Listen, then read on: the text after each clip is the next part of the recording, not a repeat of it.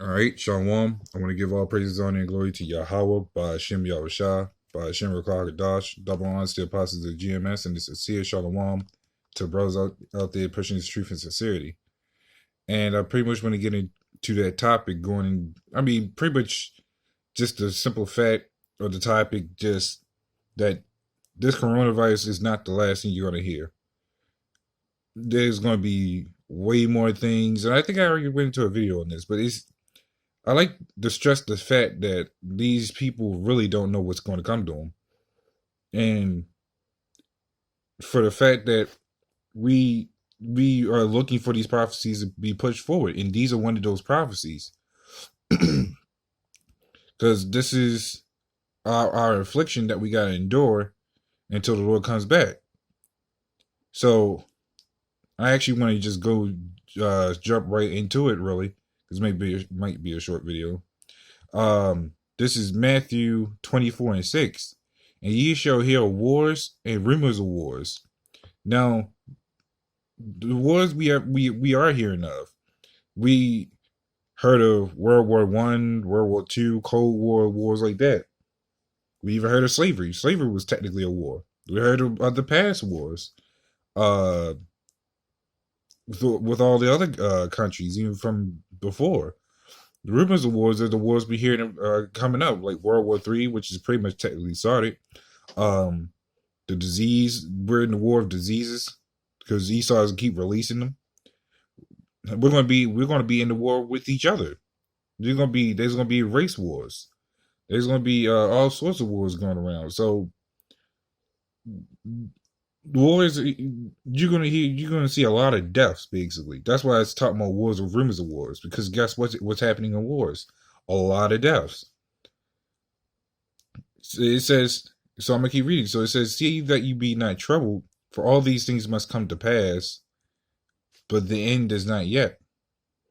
So the Lord is telling us that don't be afraid. I mean, don't be troubled.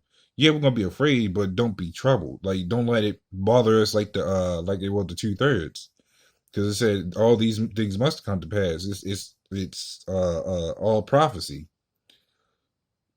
but it says the end is not yet, which means the Lord's telling us that because these things are all going to happen, it's not the end of salvation.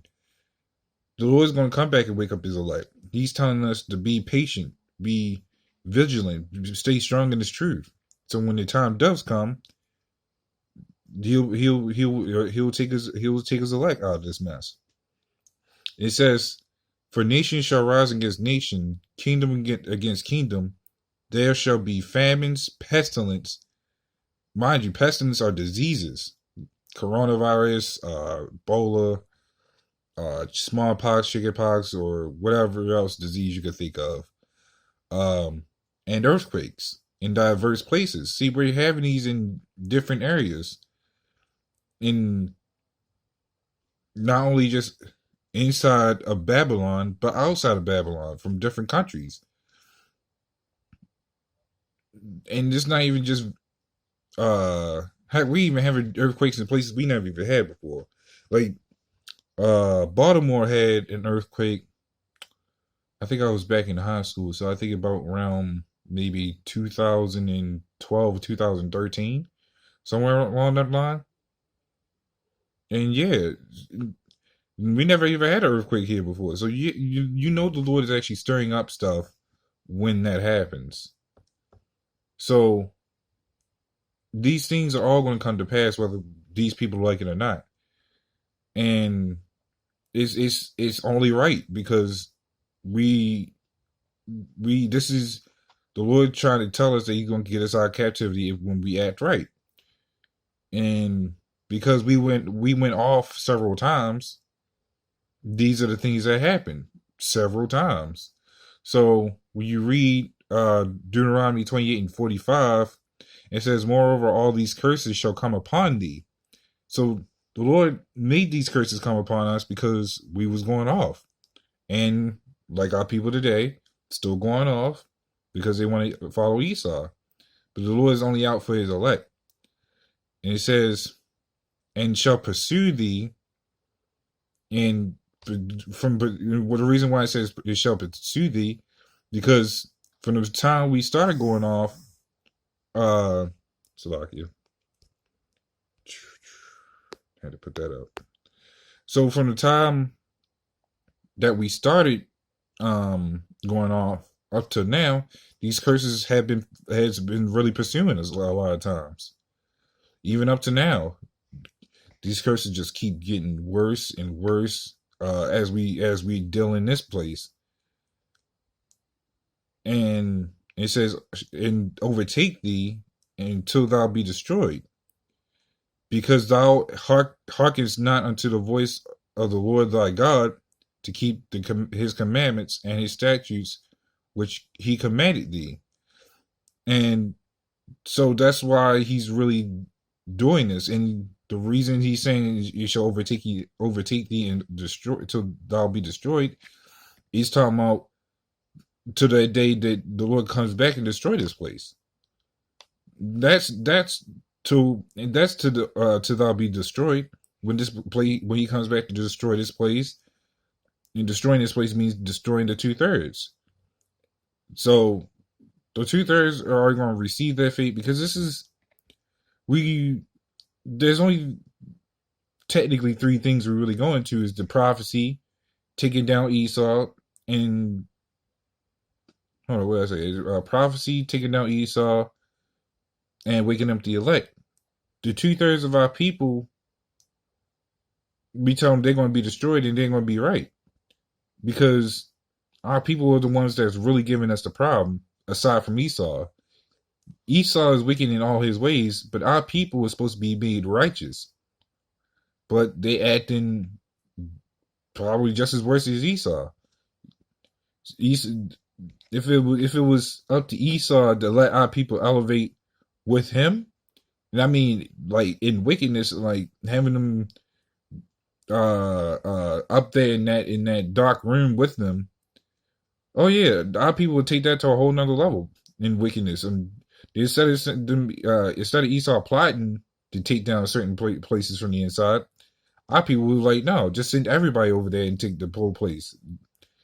And that's how our people will act, like polluted, this and that. You can think of so many ways how people would try to wreck stuff.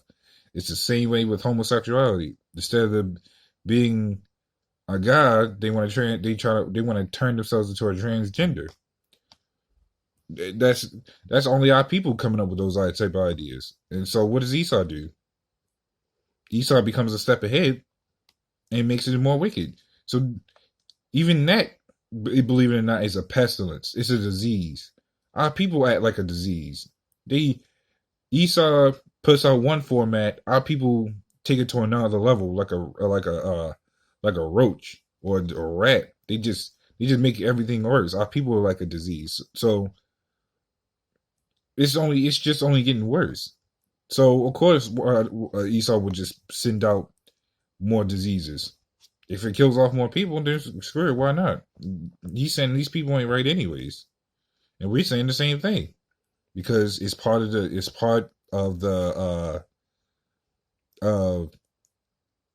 prophecy. So this is Jeremiah 11:14. It says, therefore pray not thou for this people, neither lift up a cry or prayer for them, for I will not hear them in the time that they cry unto me for their trouble. So even the Lord's saying that, yeah, along these pestilence, along with Esau trying to kill us or some more stuff, don't pray for these people, because then they trying to take things to their own matters. Black freedom fighters, even one of them said it. We don't have time to wait for God. We're gonna do it themselves. See, that scripture fits them perfectly, because the Lord ain't gonna hear them for their cry or prayer unto them, because they're not even going to do it. But in that day they will. In that day when this place finally shuts down, they're gonna really they're gonna really cry for trouble, and the Lord ain't gonna hear it. Why? Because they rebelled against the Lord, and it's really nothing you could do for them. They them black freedom fighters that think they could do everything without the Lord. They think they could be better than Yahweh Shah himself, and so on and so forth. Because that's all they're saying when they're saying they don't have time to wait on the Lord. It makes no sense. That's just that's just pure idiocy right there. But that's what the Lord's telling us, not to fear these things, because the Lord's telling us, don't worry about these people. Don't even be more focused on the bigger picture. Focus not only on these diseases or these events happening, because yeah, we're supposed to do that, but focus on keeping that spirit strong. Keep the mind renewed, so when the Lord comes back, he will have his elect, and that's what matters. Yes, we got to push prophecy. Yes, we got that. The main thing is prophecy and the elect, and of course, Esau's downfall. But that's what every other fake false Israelite camp is trying to do, is push the downfall of Esau. And we trying to tell them it's bigger than that. You got they going to say only black people is the Israelites, but that's a whole nother video. But like I said, the Lord's telling us not to be troubled. Yes, we're going to be in fear, but we're going to be in fear the hope that the Lord has us in that day, when this place really does fall, because we don't want to end up like the rest of these people.